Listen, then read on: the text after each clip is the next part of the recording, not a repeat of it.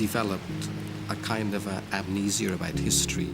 It's an amnesia which you can understand. It's an amnesia that comes from a sense of guilt, a desire not to remember the past, because to remember the past is to remember a troubled and anxious and sometimes barbaric set of realities.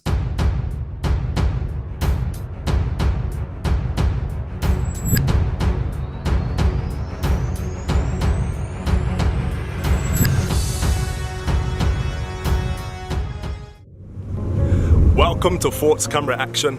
So before I play England and its involvement in the slave trade, I just want to say this. First and foremost, if you couldn't guess, I am a man of mixed heritage.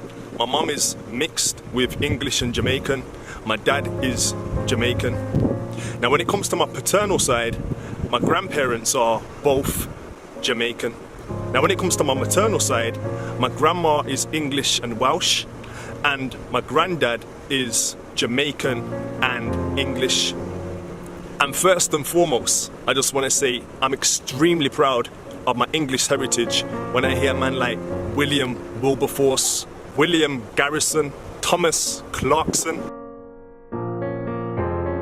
Also, I'm extremely proud of my Jamaican side when I hear names such as Thomas Burchell, Samuel Sharp, to name a few.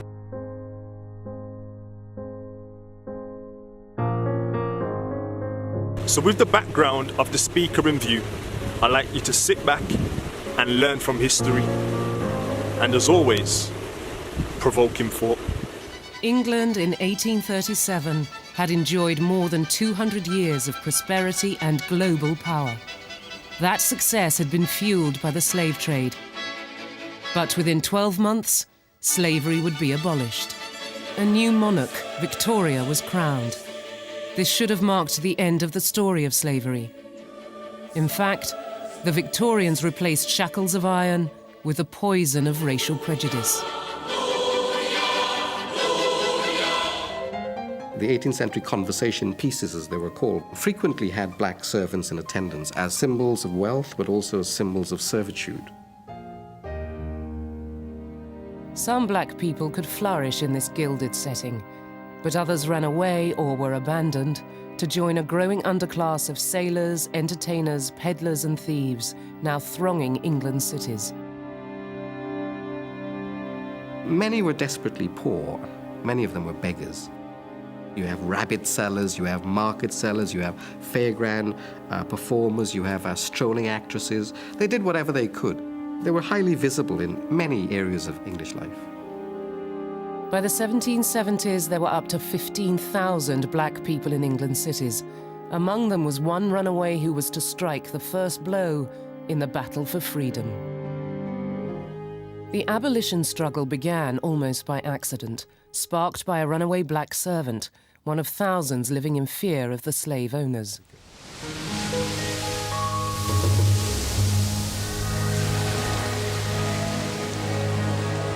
It would be decades before Britain's involvement with slave labour was completely suppressed. And in that time, the country would experience the emergence of racial attitudes which still pervade Britain today. Today, thousands of Britons are discovering their own part in the shameful history of Britain's slave trade. A history which is only now forcing its way back into our consciousness. 2 centuries before the Empire Windrush brought immigrants to post-war Britain, ships had already carried thousands of stowaways, sailors and servants across the Atlantic, all of them former slaves.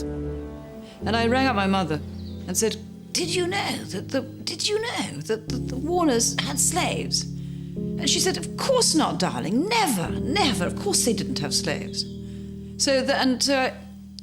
And it was completely naive of me to have imagined that a Caribbean family would not have been involved in that economy. For over 300 years, the Warners played the part of a successful upper-crust English family. Their most famous son, Sir Pelham, captained and managed England's cricket team at the turn of the century. But he learnt his cricket back home, in the Caribbean. To most Britons today, the Caribbean islands are just a holiday paradise. But away from the sandy beaches, these islands hold the secrets of a forgotten history. Great houses stand empty, a mute testament to 400 years of British occupation. Some of the worst aspects of slavery are that memories are broken, and chains of memory are broken. And one of the differences between coming from the sort of family I come from is that there's a record. William Beckford inherited a fortune from his father's Jamaican plantations. He proceeded to spend it at an astonishing rate. He moved to Bath Spa, one of the planter's favourite towns. His fashionable Lansdowne Crescent home still stands.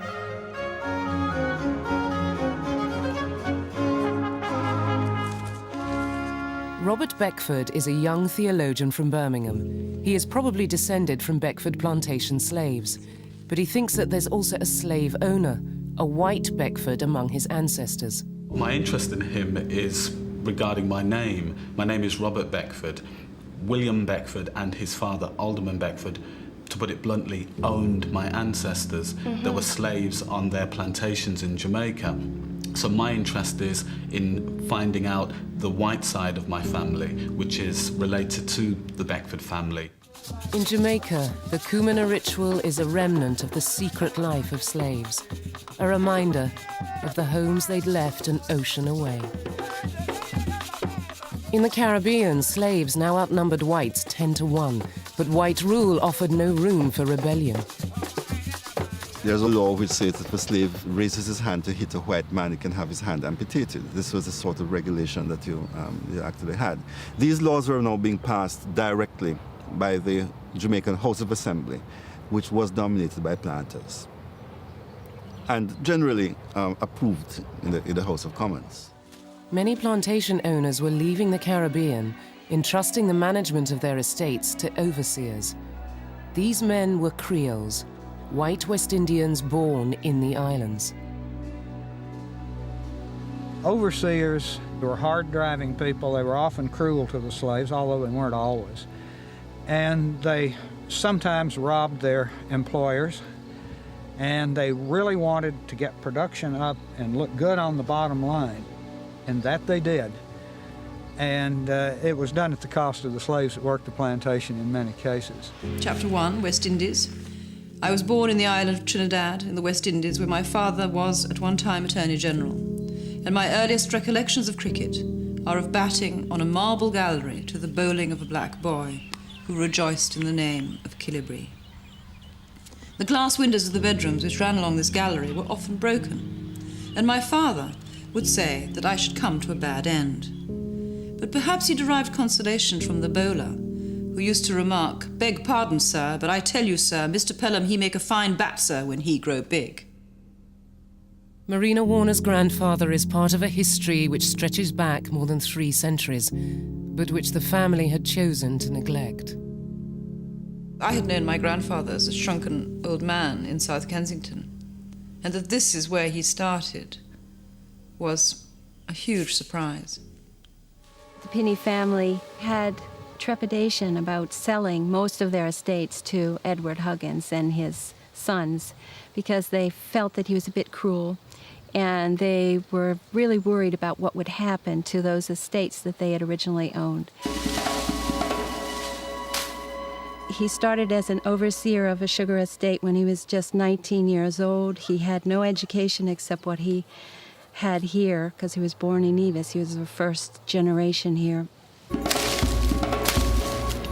I think basically in those days the fittest survives, and I think that Edward Huggins was really tough, and he didn't stand for any nonsense. The slaves saw Huggins for what he was. They began to run away, first one by one, then in groups. Huggins had them caught and brought them back to the market square for a public flogging. The first Negro received 365 lashes. Mr. Huggins gave another Negro man 115 lashes, and to a woman 110 lashes. The woman who received 291 lashes appeared young and was most cruelly flogged. The flogging took so long that the drivers had to alternate laying the lashes on because it was too much for one man to do, in spite of the fact he was quite strong.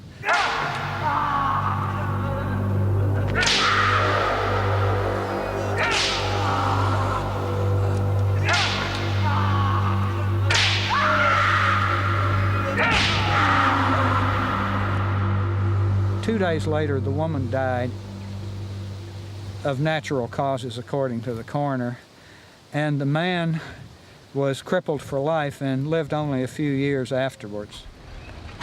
Even Huggins' fellow planters in the Nevis Assembly were appalled. It is the opinion of this House that the conduct of Edward Huggins, Esquire, in inflicting punishment on several of his Negroes in the public marketplace of this town, was both cruel and illegal, and that particularly in 2 cases where 252 lashes and 291 lashes were given, he was guilty of an act of barbarity altogether unprecedented in this island. From England, John Pinney, who had sold his slaves to Huggins, wrote in dismay at their disobedience. I am truly sorry to hear that the Negroes have not behaved as they ought, and you wish. During my long residence in the island, no people could have behaved better in general than they did. We know the disposition of these people. They are apt to try the temper of a new master by not being as correct in their conduct as they ought at first. But I have no doubt, with kindness and attention to their little wants, when they deserve it, you will find them a well-disposed set. This is a history that takes some forgetting. It goes back to 1624, when Charles I gave Sir Thomas Warner this royal charter to colonize 4 Caribbean islands. The said Thomas Warner hath lately discovered 4 several islands in main ocean, toward the continent of America. The one called the Isle of St. Christopher, another the Isle of Nevis, another Barbados, and another the Isle of Montserrat, which said island are possessed and inhabited by savages and heathen people, and have caused divers of our subjects of this our realm to remove themselves to the said islands, with purpose to proceed in so hopeful a work. So that's the beginning of colonization of the Caribbean. It may be that he didn't know what Huggins was like. This is possible. But I think it's unlikely. I think he probably did know. And I think he probably, for commercial reasons, sold these slaves to Huggins. Huggins was tried in the island's courthouse by a jury of white plantation owners. He was acquitted. He was hated by his slaves. They tried to poison him 9 times and didn't succeed, and he died falling out of his carriage when he was in his 70s. A lot of the white planters didn't care much for him either, but he was one of them, and they had to support him. What the planters cared about was keeping slaves as their property, chattels. If slaves were chattel, they could not be persons. They could not give evidence in court against whites. And this was to be a very important factor, because while the law did allow slave masters to be brought to court for various things, like abuse, since if honest slaves had witnessed the abuse, he would actually get away with the crime simply because slave evidence was not accepted.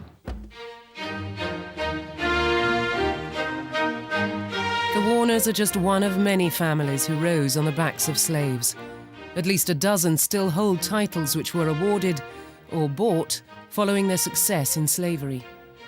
Baron Ashburton of the Barings banking dynasty inherited a slaving fortune, as did Viscount Cobham.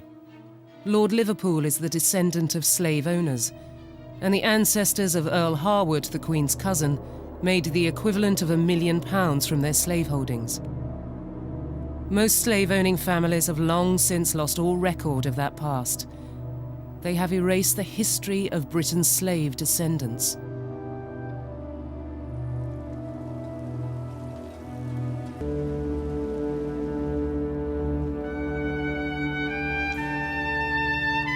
Today, many of their descendants still live here.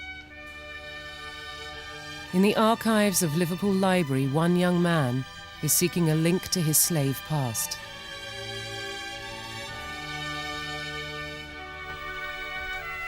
Lawrence Westgarth's family has lived in this city for at least 7 generations, but their story begins much earlier. My ancestors were transported on ships as cargo, not as passengers, as literally as cargo, and to be bought and sold. It's something that I found hard to deal with. I personally don't feel it's worth getting angry about. I feel that people need to channel their energy into ways which are constructive. I see it as a quest. Lawrence knows that his ancestor came here from the Caribbean over 150 years ago. His name was Robert Cox. This certificate shows his marriage in Liverpool in 1822. The records also say that he was a mariner, but beyond that, they are silent. I couldn't tell you anything about Robert Cox. For me, he's just a name. He's a name on a birth certificate. He's a name on a marriage certificate. But in many ways, the connection of all my ancestors who I've traced is strongest with him, because I identify with him in a way which is in many ways signifies the same type of position I'm in. I feel in many ways that I'm searching, and I'm sure he felt the same, because him coming here and settling here was almost like a journey. He was finding the place where he would feel at home, as far as I'm concerned. And the fact that he settled here tells me, well, you know, maybe the fact that he found a home here means that other people can find a home here. To the slaves, the case sent a clear signal that the planters would never free them willingly. Their path to freedom would be marked by violent rebellion.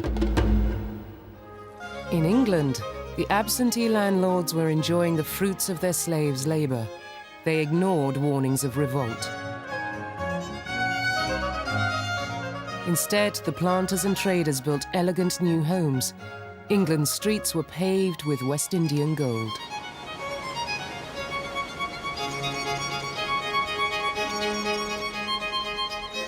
They did show off. They drove the most ornate, gilded coaches. They had sort of, if you like, gold threads in their wigs. They behaved with a certain kind of arrogance because they had money. And so they became not only despised, but also feared. As one aristocrat put it, they drove up the price of venison, which of course is the noble meat reserved for the aristocracy. But now these people, these social upstarts, could buy venison. They drove up the prices of seats in Parliament because they were able to buy themselves into Parliament. So they were despised for buying themselves privilege. The planters wanted to join high society. Instead, they were ridiculed. This tower was William Beckford's retreat and treasure house at the top of Lansdowne Hill. There was this sumptuous drawing room, which it was called the Crimson Drawing Room, which was the room where Beckford did house his collection of paintings and furniture, many of which were commissioned especially for the tower. He showed them off in a splendid fashion, grouping them, and that was one of his great enjoyments of going up to the tower, is that he would spend hours rearranging them, grouping them as he felt fit. What kind of man surrounds himself with these fabulous items, goes up to the tower every day and rearranges them? I think a man who certainly we know lived in a world of fantasy. He inherited this immense wealth at a very young age. But Beckford never made it to Jamaica, yet all of the money that fueled this wonderful building and these wonderful artifacts inside of it came from the plantations. That's right. Perhaps the plantations for him it was a source of money, and he wasn't aware of how we look at plantation money today. That was very, very alien to him. Lawrence has met Catherine Hodson. As a young girl, Catherine lived next door to Lawrence's great-great-grandmother, Mary Ellen Antone. So how you feel? Mary Ellen was the granddaughter of the family's first arrival, Robert Cox. Did anybody ever talk about slavery or the slave trade at that time? No, not really. No, and I don't ever remember anything getting said about slavery that time. Like it, we didn't actually know really anything about that. Like, you know, we weren't educated enough to know anything about that. It's only this later years that we've heard anything really about it. William's fortune paid for 100 masons working day and night for a month to complete the tower. Is that real gold? It is real gold indeed, and it's newly gilded. In Beckford's time, all of this was his garden, and it stretched for about 1.5 miles from Lansdowne Crescent, his house, all the way up the hill, and the tower was the sort of culminating feature. For Robert, it's more than a question of aesthetics. I think William Beckford personifies the whole period of slavery.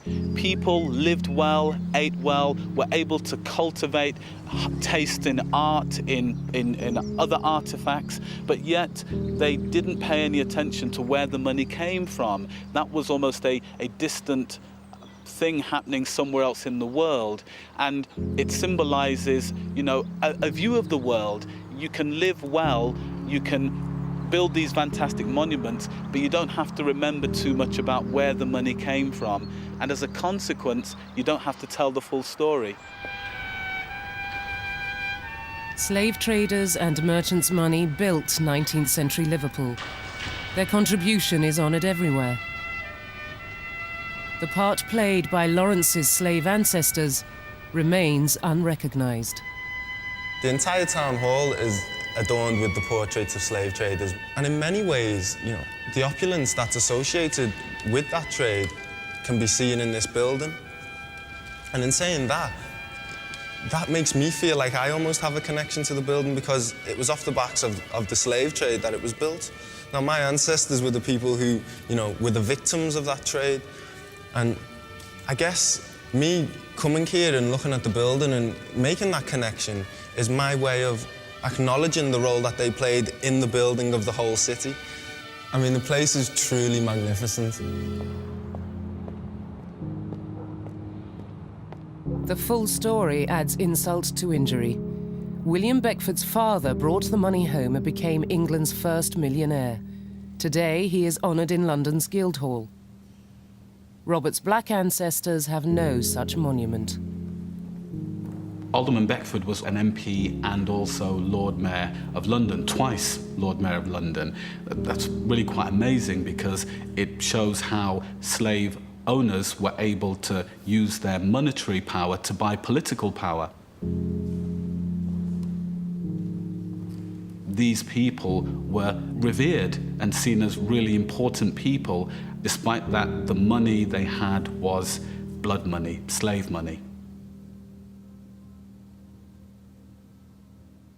His features bear no resemblance to my family. I mean, my family look very West African compared with this man here.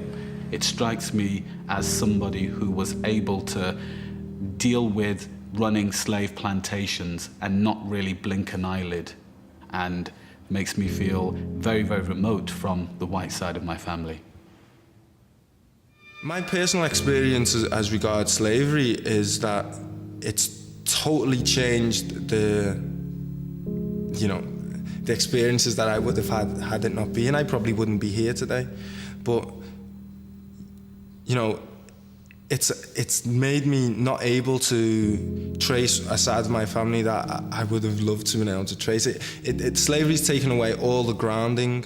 Following the abolition of slavery, many of Britain's prominent families set about burying their links with the slave trade.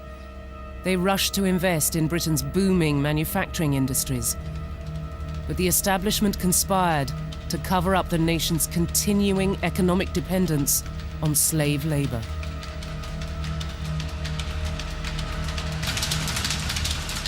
The factories spreading across the land needed African palm oil as an essential lubricant, The oil was slave-produced. But by the mid-19th century, Britain's imports had grown from 150 tons to 25,000 tons a year. British looms were spinning cotton produced by American slaves. British financiers supplied credit illegally to Cuban and Brazilian slave traders. British merchants even accepted slaves as payment for goods. Yet in England in the 1700s, black slaves were seldom more than a step away from their owners. The ultimate status symbol was the household slave, and the height of fashion to be painted with one of your human possessions. The most fortunate of them were black people who worked in the mansions, in the country houses, because they were fed, they were polished, they were they were brushed down, they were displayed. They were pets, so therefore you look after your pet.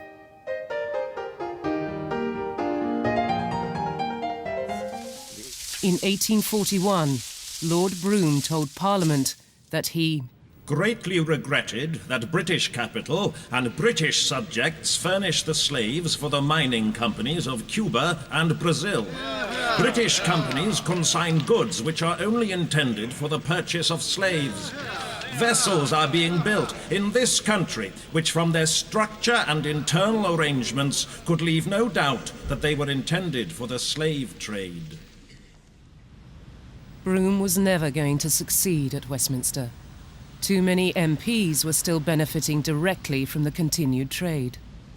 In the 1840s, there was a report of British companies who were involved in slave trade in West Africa. One of the companies involved was called Forster and Smith. The government set up or Parliament set up a select committee to look into the activities of this company and another company. Now, on the select committee which looked into the activities of Forster and Smith sat somebody called Matthew Forster, who, it's not difficult to see, was actually very much connected with this company. Not only did he sit on the select committee, but he also drafted the report of the select committee, which you would not be surprised to know said that this company was not in any way involved with slavery or the slave trade in West Africa.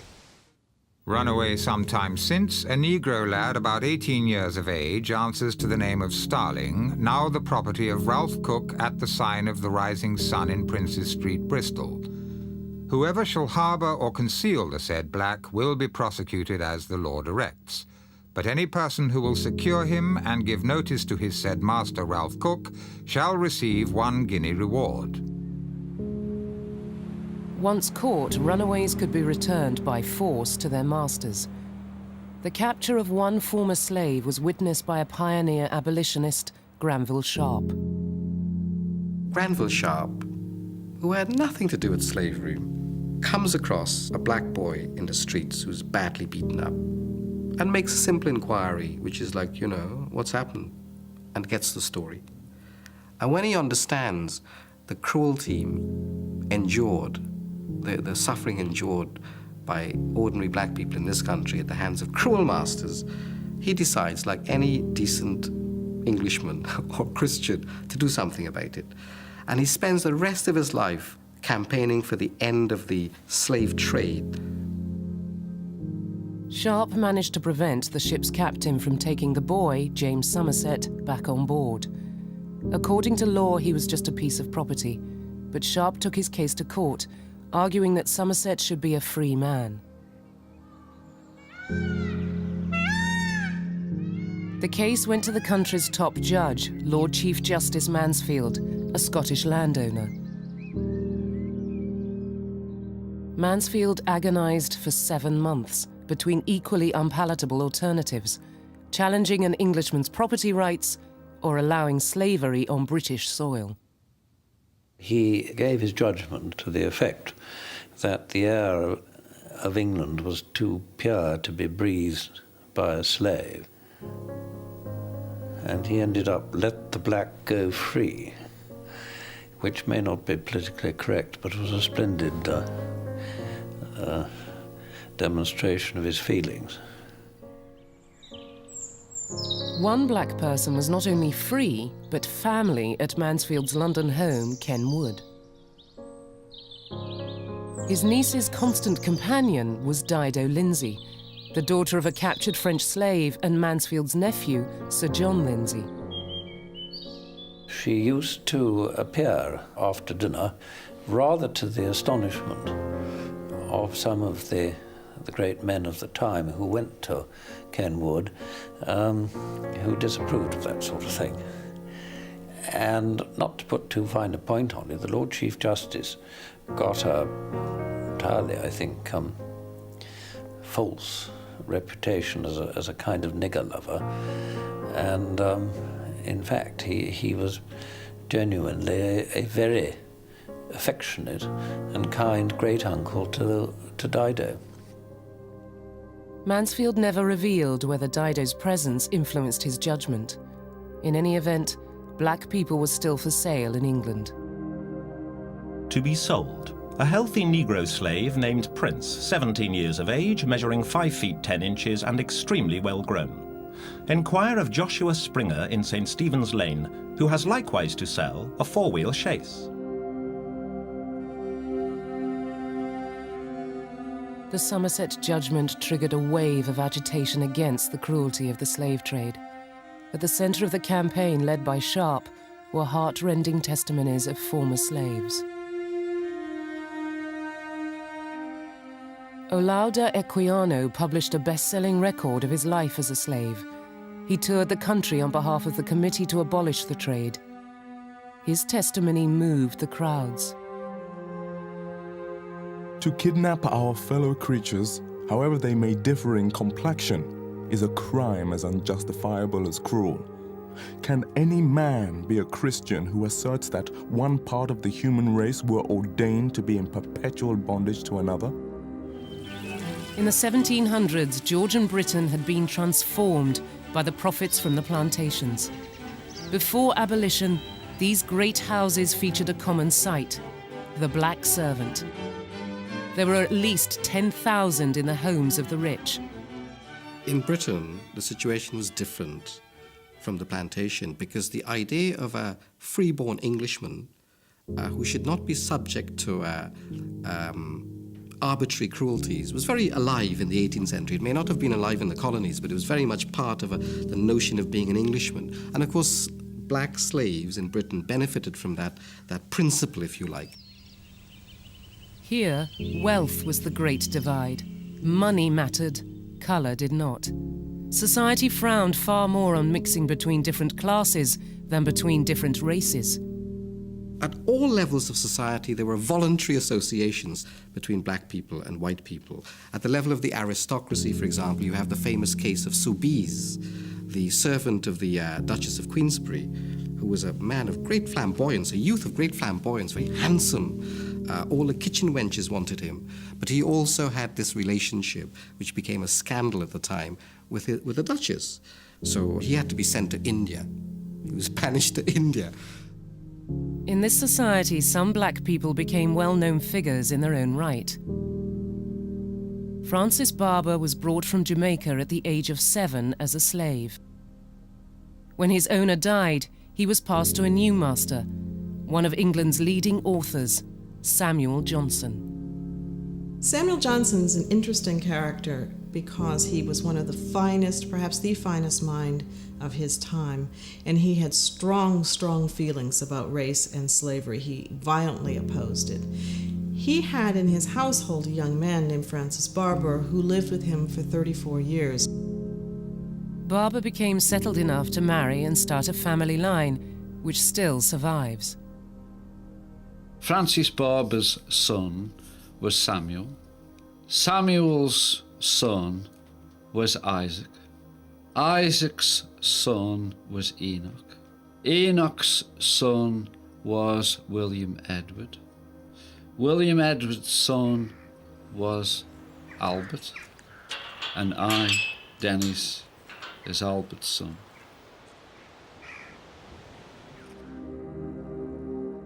Equiano was actually part of a much larger abolitionist movement. There were many white people, of course, but he was part of an abolitionist movement that included a number of black figures. You see letters to the newspapers called Sons of Africa, and they would sign letters or present articles or petition people for change. He was part of a large and important black community that was becoming literate and very politically active. Thomas Clarkson became one of abolitionism's moving spirits. As a Cambridge student, Clarkson had written a prize essay condemning slavery. Ending it would become his life's work. Clarkson set off on the first of many fact-finding tours to the great slaving port of Bristol. The vested interests were incredibly powerful. The merchant ventures who ruled the roost in Bristol up until the 1830s were very much against the abolition of the slave trade, and so were many people in Bristol outside the merchant ventures, the people whose jobs depended on servicing the ships, of building the ships, of manufacturing the goods that were exported to Guinea, of processing the stuff that was imported from the Caribbean. It was said that the grass would grow in the docks of Bristol if the slave trade were abolished. So there was tremendous opposition. Francis Barber would be intrigued to see how white his descendants have become. In his day, the difference between black and white hardly mattered. I think that Sam Johnson looked on Francis Barber as being his son. The relationship, I mean, to stay with him for 35 years. And it must have cost him quite a lot of money to educate him as well, and as well to keep him. So I think there was a very, very strong relationship, more like father and son. Even when Francis was away at school, Johnson wrote to him regularly. Dear Francis, I am at last sat down to write to you, and thought very much to blame myself for having neglected you so long. Let me know what English books you read. You can never be wise unless you love reading. Do not imagine that I shall forget you or forsake you. Yours affectionately, Samuel Johnson. On his return to the household, Francis became Johnson's manservant and constant companion, befriended by London's literary elite. Using the money that Johnson had left him, Barber moved back to Lichfield with his wife, an Englishwoman called Betsy, and their children. He died in 1801. His family have lived in the same area ever since. As far as colour-wise, I have never been embarrassed by... I am a descendant from Francis Barber. I've always classed myself as being English. And I would have thought that Francis Barber, being educated and in this country for most of his life, would consider himself to be an Englishman. Francis Barber lived the life of an English gentleman, yet by the time Dennis was born, his own family was trying to paint their black ancestor out of the picture. My mother didn't like to hear anybody talk about Francis Barber. My father always raised it and called him, always said Mr. Barber, and my mother always used to turn around and say, look, don't talk about that black man in front of the children. His master's dictionary defined him as a Negro, but Barber probably never faced overt racial prejudice. Yet only a few decades after his death, black people had become objects of derision, contempt, and fear.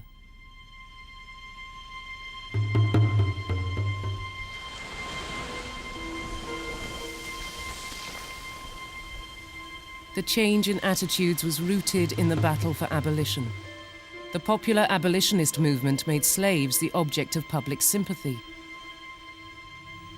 But the pro-slavery campaigners struck back, branding black people no better than animals.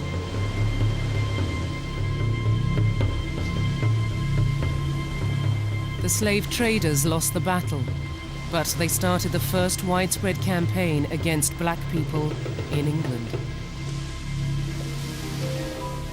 When racism as such, as a philosophy, kicked in was as a direct reaction to the abolitionist movement. The abolitionist movement driven by some of the leading intellectuals of the day, as well as driven by hundreds of thousands of ordinary people in this kingdom who signed petitions after petitions and presented them to the House of Lords. When the abolition movement really kicked in from the 1780s onwards, the planters had to respond. And so this is where you get the most virulent imagery about brutal, pagan, bestial black people in the literature and in the imagery. Cartoons portraying black people as licentious and depraved began to circulate.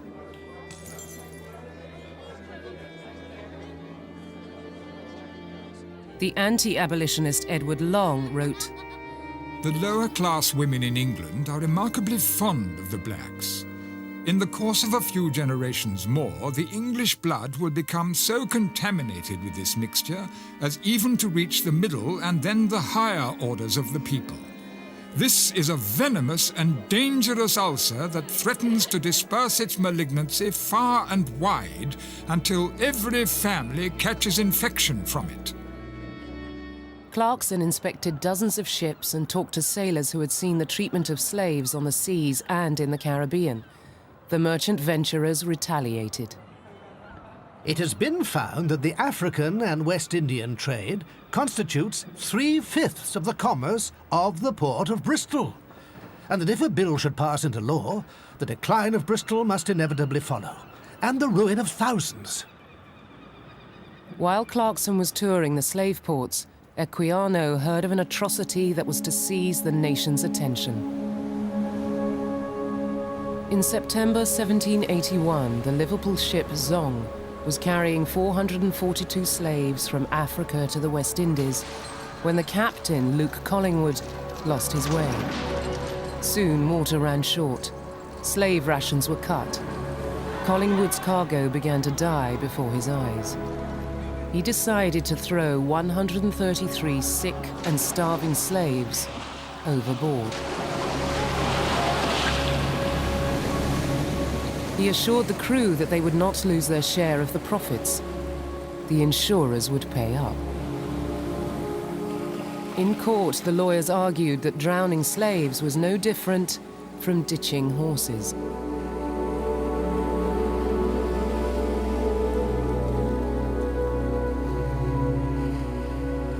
This starts a stream of protest, and more crucially, it starts people thinking, can you really equate black slaves with horses or other kind of cargo? And increasingly people are saying, no, these are our fellow humans. They are not chattels. You cannot treat people as property, as cargo, as goods in this way. The Times and other magazines, reviewing a London performance by the black actor Ira Aldridge, could barely contain their distaste. The features of this genuine nigger possess much of the African character, but are considerably humanized. Owing to the shape of his lips, it is utterly impossible for him to pronounce in English. It is impossible that Mr. Aldridge should fully comprehend even the meaning of the words he utters. In the name of common sense, we enter our protest against a repetition of this outrage. In the interests of decency, we protest against a ladylike girl like Miss Ellen Tree being subjected to the indignity of being pawed about by this black servant.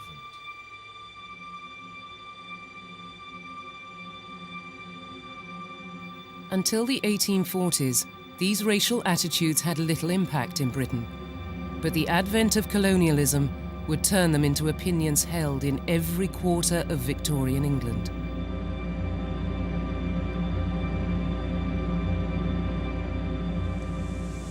The moment the slave trade ended, colonialism began. The flags were planted here. And the Germans and the French and the British were roaming all over here. And they were firing on each other out of the various forts and so on. across the entire continent, all the way down to the Cape. British colonists breathed fresh life into old stereotypes to justify their occupation of Africa. When the next phase came in, which was really the imperialist phase, when Africa was partitioned, you had to have justifications in the 19th century for really theft, for really walking into people's country, shooting them, and taking whatever it is that they had. The colonial adventurers were given a further spurious defence by a new British passion, science. Some races were, they said, born to rule.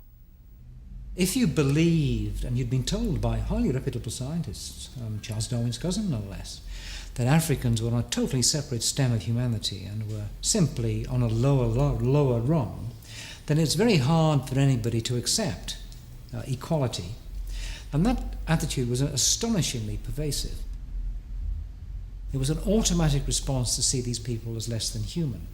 To identify somebody as different was almost automatically to judge them as worse. And that really was the beginning of the idea of scientific racism.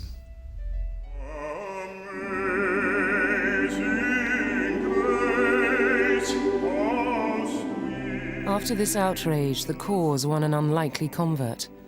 The Church of St. Mary Woolnoth in the City of London recruited a repentant former slave ship captain, John Newton, as its minister. Newton's hymn, Amazing Grace, celebrated the finding of truth and freedom. He talks about his conversion from being a slaver to supporting abolitionism. And he makes these rather stammering but deeply felt sermons on this subject, offering himself as an example of a conversion process which the nation at large must take part in.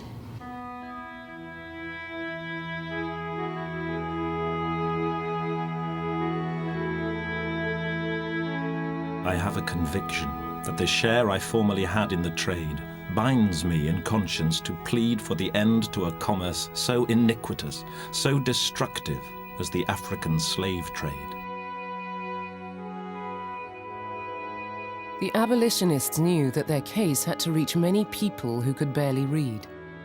They used methods that would be recognized today. Their slogan was taken up everywhere. That was what was needed at the time. A simple appeal using one image which was instantly recognizable and, if you like, a soundbite. Am I not a man and a brother? From towns, from villages, from all social classes, people sometimes who could hardly sign their names would sign their names and present petitions against slavery. And this single issue caught the British imagination. White people were marching and petitioning on behalf of black people. Years before they were allowed to vote, ordinary men, and for the first time women too, were petitioning Parliament.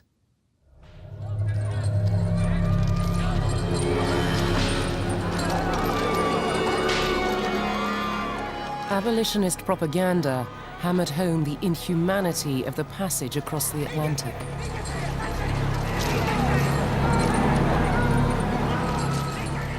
Clarkson revealed that each slave was forced into a space smaller than a coffin for the entire 6-week journey. This shocked people who would not have subjected their animals to such treatment. Clarkson's poster of a Liverpool slave ship, the Brooks, carrying 600 slaves, went up across the nation. The campaigners believed that it would only be a matter of time before Parliament took its lead from the people and abolished the slave trade. By the second half of the 19th century, racial attitudes had changed radically. This was reflected in popular fiction. In Vanity Fair, Rhoda Schwartz, a mulatto, is described as clumsy and socially inept, wearing diamonds as big as pigeon eggs. The Victorians felt a particular revulsion for people of mixed race. They begin to make their way into the fiction in very oblique and obscure ways. They become the mysterious stranger from abroad who has a secret, perhaps a genetic secret. So when you get a novel like Jane Eyre, in which she is trying to become the real owner, the real wife of Rochester, and you find that he's got a wife who has got a problem. Edward Rochester, wilt thou have this woman to be thy wedded wife? One moment, please. I declare the existence of an impediment. Proceed with the ceremony. You cannot proceed. Mr. Rochester has a wife, now living.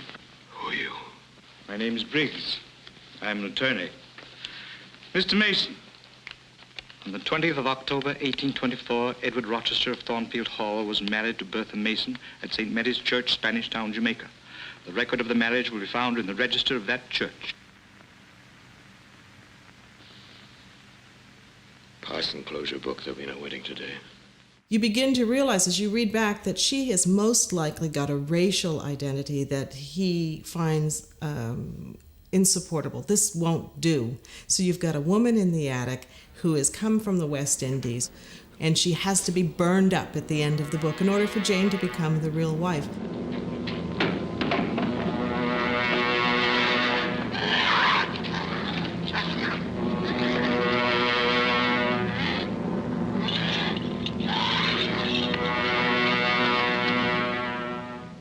That gentleman is my wife. Mad and the offspring of a mad family. So you begin to see in the Victorian period a lot of fear of black people who have a slave background infiltrating their way into the Victorian world. And it's a great terror to many people to think that it's not out there somewhere. It's back here in the house. It's in your wife. It's in your attic. The Victorians devised a racial hierarchy designed to emphasize the separateness of black people. The shadow of this 19th century prejudice still falls across British life. To lead the political campaign, Clarkson had recruited a respected independent member of Parliament, William Wilberforce. They both realised they couldn't manage without each other. Wilberforce, the first-class orator, the man who had influence, the man who had money, the man who was accepted by the public as being immensely popular. And Wilberforce knew that he couldn't cope without the facts in front of him. And there was a quote about him needing an intellectual walking stick, and that was Thomas Clarkson. But for all his popularity, Wilberforce wasn't going to have an easy ride. Ranged against him were the most important political figures of the day, from the king downwards. It's difficult for us to imagine, isn't it, that anybody could have opposed this thing at that time. Of course, there were the great trading ports, Liverpool and Bristol, whose prosperity depended entirely on the trade, and they had their members of Parliament. But apart from that, the West Indian sugar planters had their own representatives, agents in this country. I think it's estimated they had more than 50 tied members in the House of Commons who would support their case. Well, 50 is quite a good thing when you're counting for votes. The pro-slavery MPs weren't popular, but they didn't need to be. As long as influence could be bought, the slave trade was safe in establishment hands.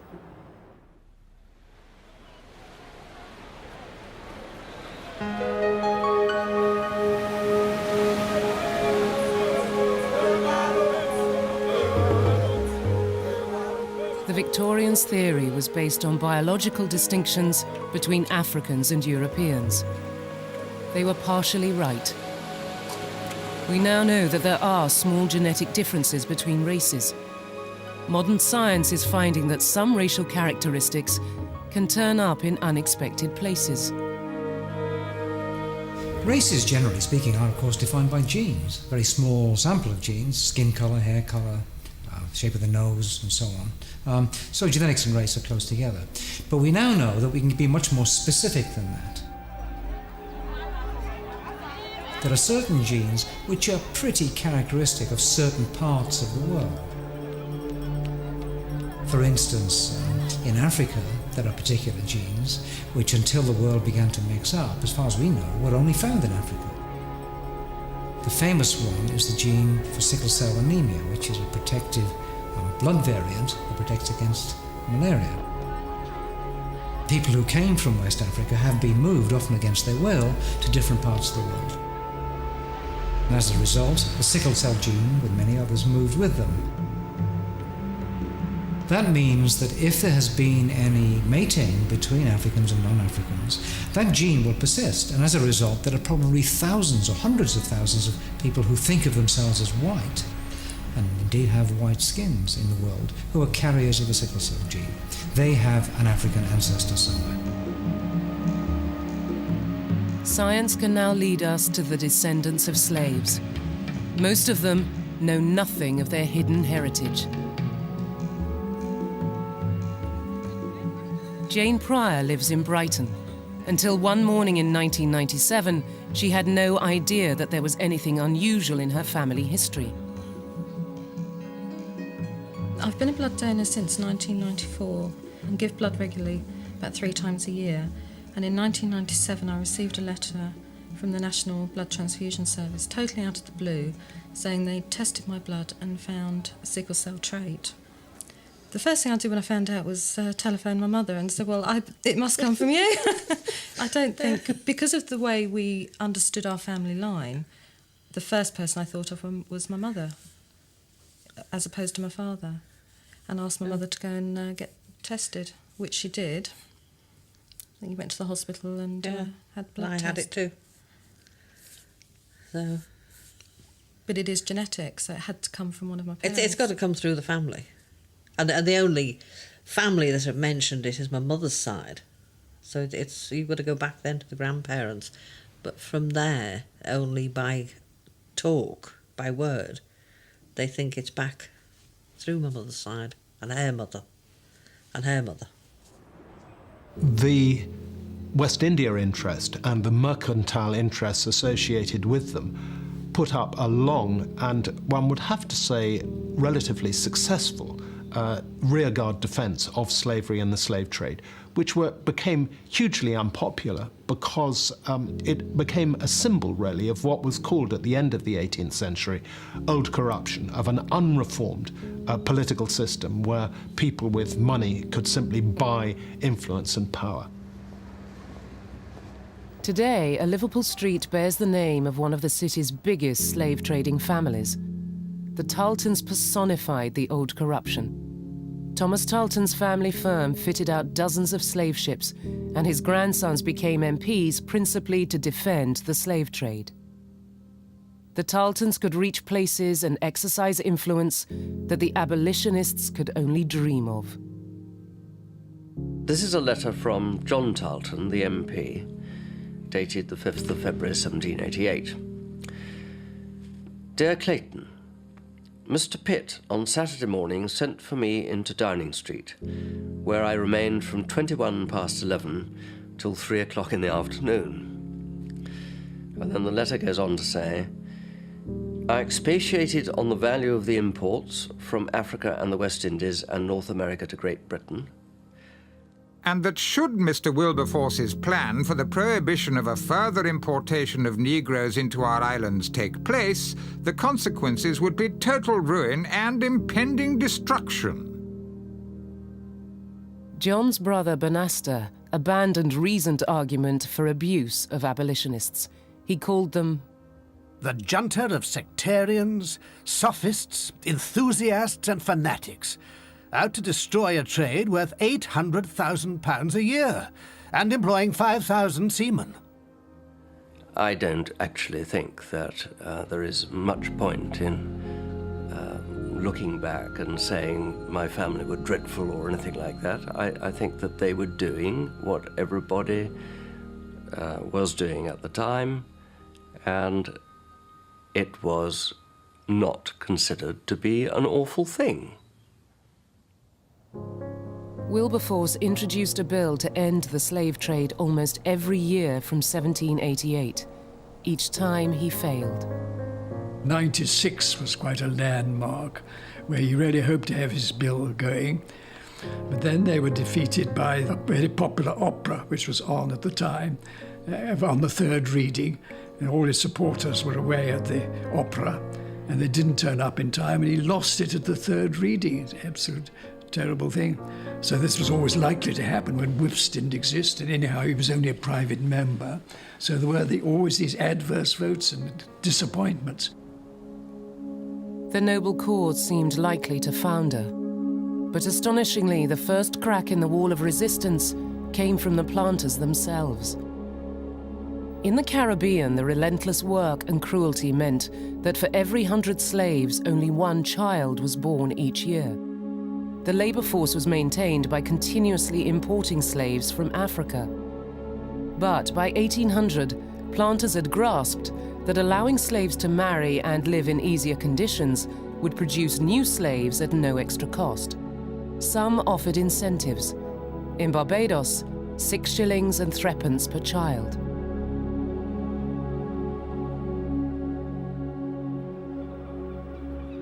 As the planters' resistance weakened, the abolitionists were winning new converts in Britain's ports. Thomas Clarkson found that the slave voyages were as dangerous for the crew as for the slaves. He used the fact ruthlessly. One of the arguments for the slave trade was that it trained sailors ready for the British Navy. Well, Clarkson added it up, and of all the sailors that were on the slave trade that were gathered each year, about half of them failed to return home. And this was a key fact to Wilberforce, which he was able to put before Parliament. The political establishment remained reluctant to abandon slavery. They valued Africans not just as plantation labor, but as soldiers. Black men had bolstered the West Indian regiments for decades. At the height of the abolition debate, the King's generals were still desperately buying slaves. It is universally admitted that the black force in the West Indies should be augmented as much as possible with a view to lessen the consumption of the European troops. The best mode of effecting this augmentation would be to take every advantage of the time allowed before the Act takes effect, and enter into a contract with the merchants at Liverpool to furnish 2,000 to 4,000 slaves of the tribes from the Gold Coast at Barbados, from whence they could be distributed as the officer commanding should direct. Half, or certainly 1/3 of this number, might be taken at the age of 16. Well-made and healthy lads. By the early 1800s, Britain was fighting a great war against the French in Europe and the Caribbean. The politicians, searching for a way to unite the nation, put on the mantle of moral superiority. Napoleon permitted slavery in French colonies, so Britain would abandon it. This is a way of, if you like, rebranding Britain in an advantageous way. The British establishment can stand up in 1807 when they abolish Britain's participation in the slave trade and say it distinguishes us against the French whom we are fighting. They have reintroduced slavery. We, the British, are pulling out of the slave trade. So if you wanted to be cynical, you could say that this is a cause which has an appeal not just to reformers, but to the establishment, to orthodox patriots who can see it as one more proof of Britain as the supreme land of liberty. It suddenly makes you think about it more and how it's had a knock-on effect to a lot more people than they probably realise or want to realise, and how it's affected history today. Yeah. If it hadn't have happened, then the history of this country would be totally different. Oh, it'd be different today. Completely different. Well, if there hadn't been a slave trade, we wouldn't be here. Exactly. No, we wouldn't be here. No.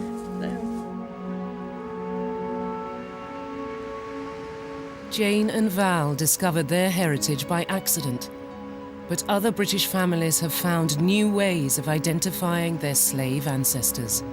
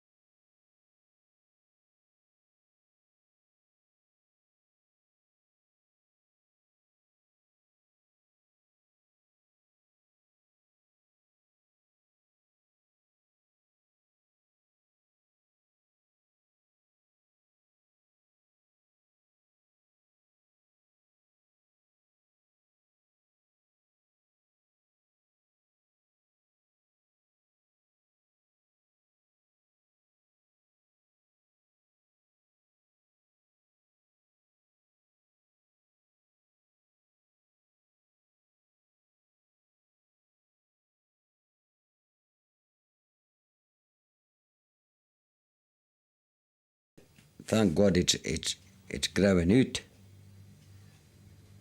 Because when you went to dances, when you were at the skill and art, I mean, you weren't made an example of, but you were always, there didn't seem to be that difference. David feels haunted by a past that he cannot understand. If you didn't want folk to ken you, you could get into a crowd and mingle in with the crowd, couldn't you? But if you're a jolly, you couldn't do. No, if you had the curly head.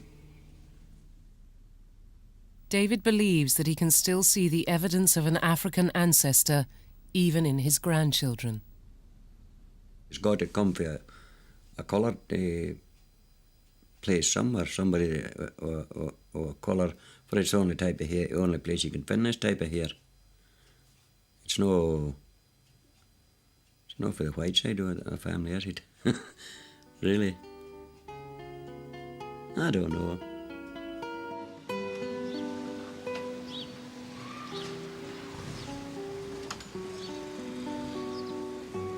David Jolly is now retired. His suspicion has been with him all his life, but he's never been able to prove it.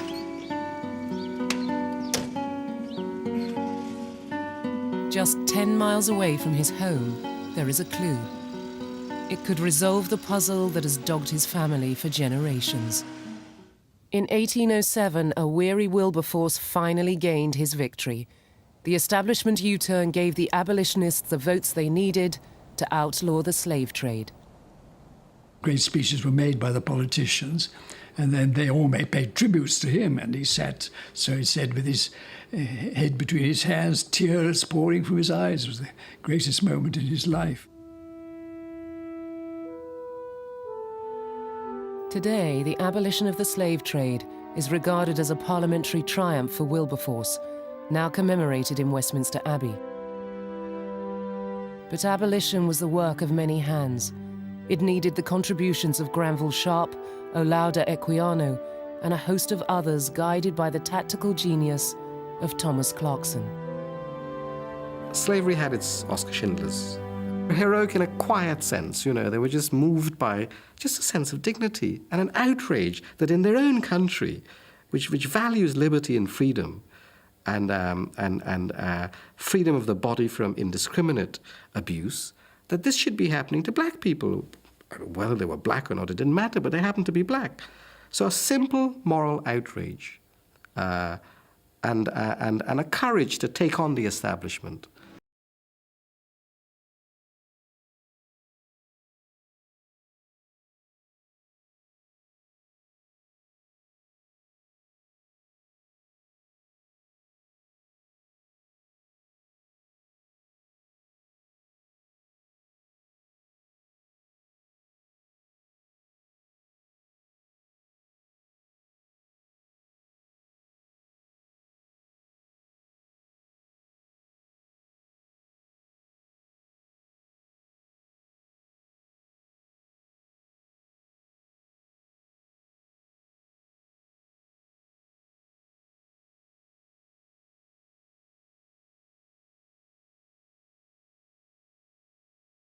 Reformers' victory had only halted the trade. For the hundreds of thousands still enslaved in the Caribbean, freedom would only come after violent rebellion. Worse still, the British Navy was told to intercept slaving voyages run by British ships to plantations in America, Brazil, and Cuba.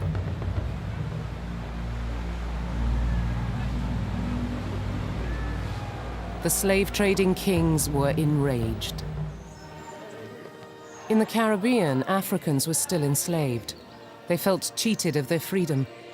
Surprisingly, it was religion that would fan the flames of their rebellion. St. Anne's Anglican Church on the island of St. Kitts.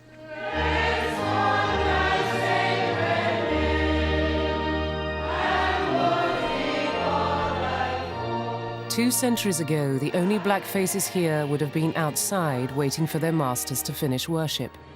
This was the church of the owners, and they wanted it kept that way. Slaves had their own churches and preachers, often slaves themselves, teaching that all were equal in the sight of God. These men and their congregations were to be the core of slave resistance.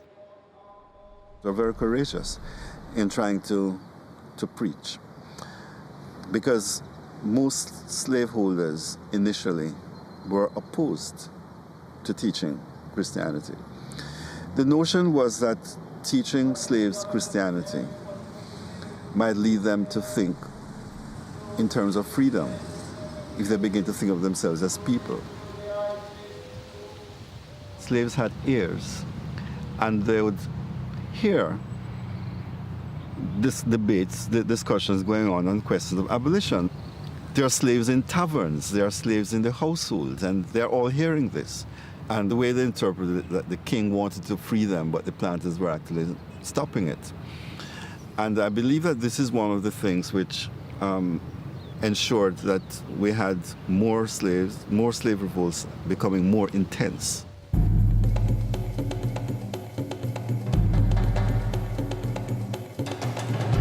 Slaves had been running away from the start. Some managed to set up rebel settlements.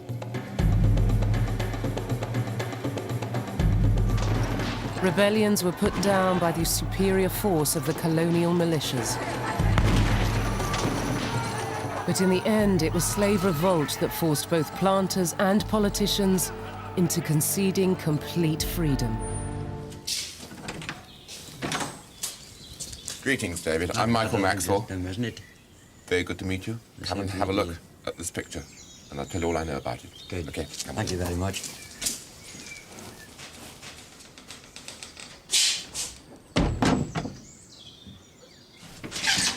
Come on in, David.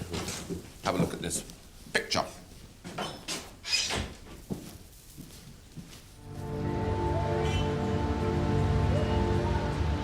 In Jamaica, Robert Beckford is searching for the part his ancestors played in the slave revolts. Jamaica's national hero, Sam Sharp, began the island's most momentous uprising, planned on a Beckford plantation. Sharp was an unlikely rebel, a trusted slave, literate, numerate, and a Baptist minister. Roberts arranged to meet Sharp's spiritual successor in the rebel leader's own church. What kind of risks were the slaves taking by siding with Sharp?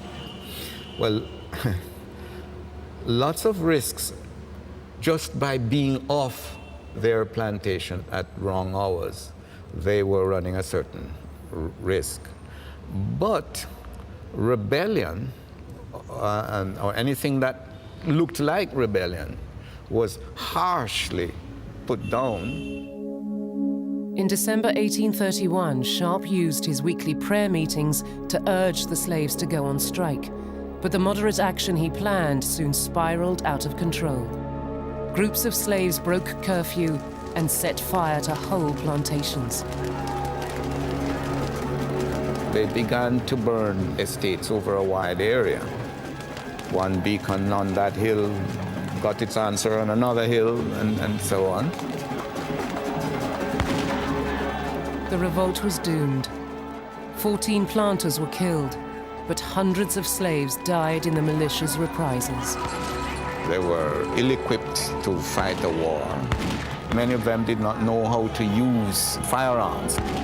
Sharp decided that if he were the main cause, then maybe he could stop the killing by giving himself up. Sharp was tried as a ringleader. A planter's court found him guilty. He was sentenced to be hanged in the square which now bears his name. He did not deny that he had been involved. He simply, on the gallows, argued that he reckoned he had a right to be free.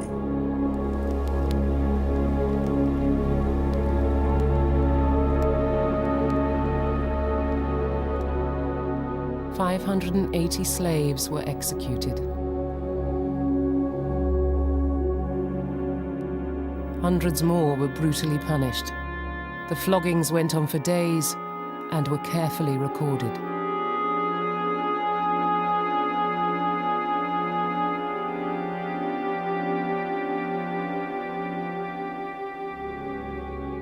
Among the lists of punished slaves, Robert Beckford finds the name, the person he's been searching for.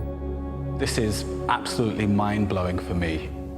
It tells me there were people from the Beckford plantation involved in this revolution. And for me, as a Robert Beckford living today, it affirms my identity. It's one thing that makes the Beckford name worthwhile. I feel a real connection between that Robert Beckford and me as Robert Beckford. It's almost as if this is the discovery that I wanted to make in terms of grounding my identity in something concrete. And here I can see a black Beckford that I can identify with. You've never seen this before, have you? No, no. What I know about it is that it was painted in 1765, and the man is my ancestor 7 generations back. He was a lawyer, and he's with his black page boy, who looks young. You know, it's difficult to say how old he is, but he could be 12, 13, 14. I know a lot more. No, but what is interesting is that the boy is very well dressed, beautifully dressed, and Maxwell is well dressed, and so he wouldn't have been, as we think of slaves, out in the fields. He would have been an indoor house servant. I've always heard this is connected with your family. I suspect that he had a child, a daughter. He was married probably in one of the local villages. Your family probably came over from Ireland and married the daughter, who was half black. That is supposition, but I've always been told, ever since I was a child, that there was a connection with him and the Jolly family. Jolly family, but, you know, we can't prove it either way. No. But I think it's very sweet. There weren't that many black slaves in Scotland, and that was why he was painted. You know, it was something different. We don't know where he came from. We don't know when he left, where he left. What is unfortunate is that our family records are fairly complete, but there's a gap at this time. I sent all the family papers to the Scottish Records Office, and they've searched through them, and they can find no trace of this. We've looked through the parish records, and there's no trace. There's a gap in the parish records. You know, they would have been burnt or destroyed or whatever. And so we'll never know exactly. No, you can only go on by word of mouth. We can go the word of mouth, and I just feel that the word of mouth has been so strong that something must be there. Oh, yeah. I mean, a story doesn't carry through a family. You'll always get bits added and bits taken away. But there's always plenty of stories. But there's never only a load of things to back it up. But this is something that this is rather charming, though, isn't it? And he doesn't seem to be. He seems quite happy. Yeah, he's well dressed. I can see a big. There's a resemblance. Aye, definitely. A resemblance, and that gives us a reason for our curly hair. It does. An explanation. A strong gene is going through you. In fact, that gentleman, you resemble him yourself, do you know? Well, he's got more hair than me. Aye, but he's fat. Yes, I could resemble him. Possible. In the face you resemble him. No, I like this. Oh, there's a question that's been answered. Seeing this. And the question has been answered. Sometimes I don't know, maybe I accept things a wee bit too easy, but sometimes you're better, I think you're better to know, no matter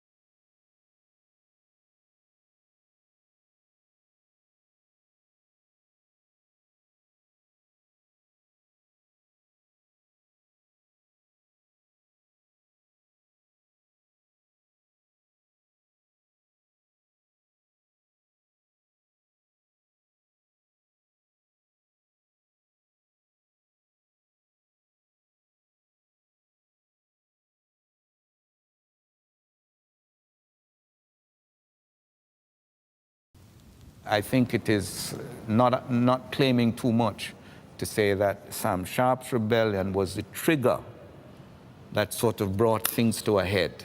Although there was disquiet in the British society, and there were many in England who had been agitating against it. But this rebellion and the kind of brutality with which it was put down, I think it stirred the conscience of people of conscience.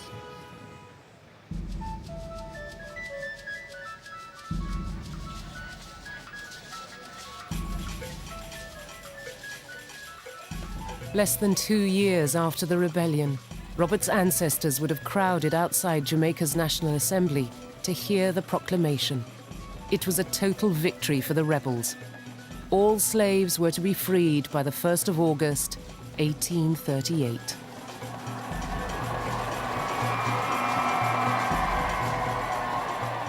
Slaves gathered in the streets to celebrate. But even those with the most benevolent of masters soon saw that liberty carried a high price. The Codrington plantations had covered large areas of Barbados and Antigua for 200 years.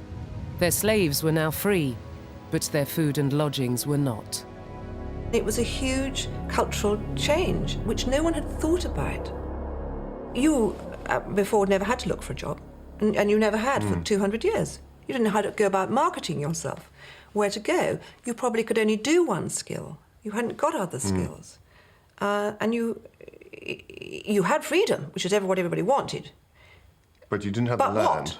Yeah. No income, no land, no food, scarce. No tourism. You see, the plantations used to make all their own food, and bring it in and salt things and what have you. So everybody had enough to eat. One slave who was called George Codrington writes to ask for more money because he says he's got 8 children and he now has to pay the doctor's bills for them because now he's a free man. He doesn't get free doctors and not looked after. He has to house himself and he has to clothe himself and feed himself. Of course, before he bought his freedom, he got all that. And I think this was the big change. The slaves had won freedom, but precious little else. Not so their masters. Robert Beckford is back in England. He's about to discover the sting in the tail of emancipation. Whilst the slaves were simply left to fend for themselves, their owners won a huge government windfall. 20 million then, about £1 billion today. In the library of the City of London, he's making a final reckoning with the family who owned his ancestors, one of many planters who shared the compensation.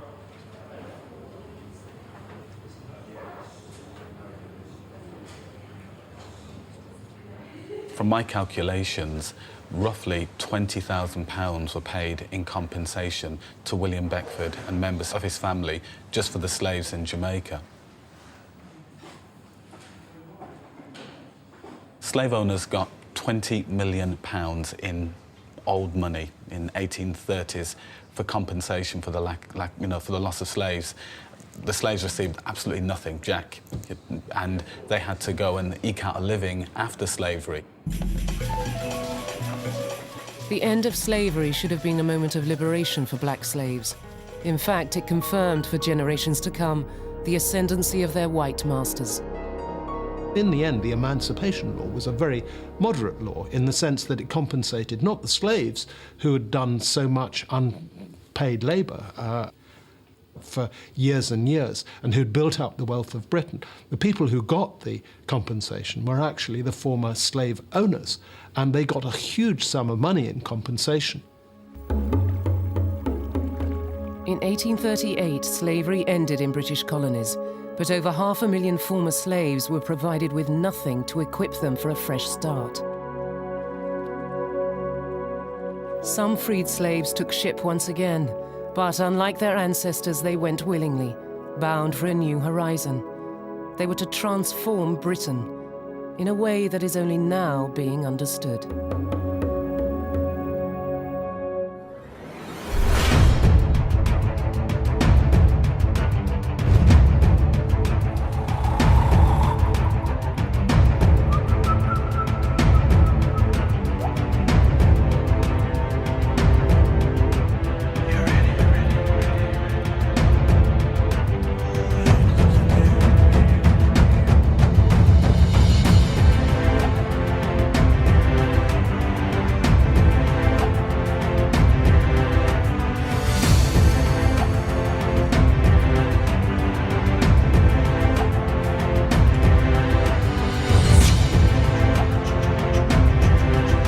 Thank you for watching Thoughts Camera Action. Before you go anywhere, don't forget to click subscribe.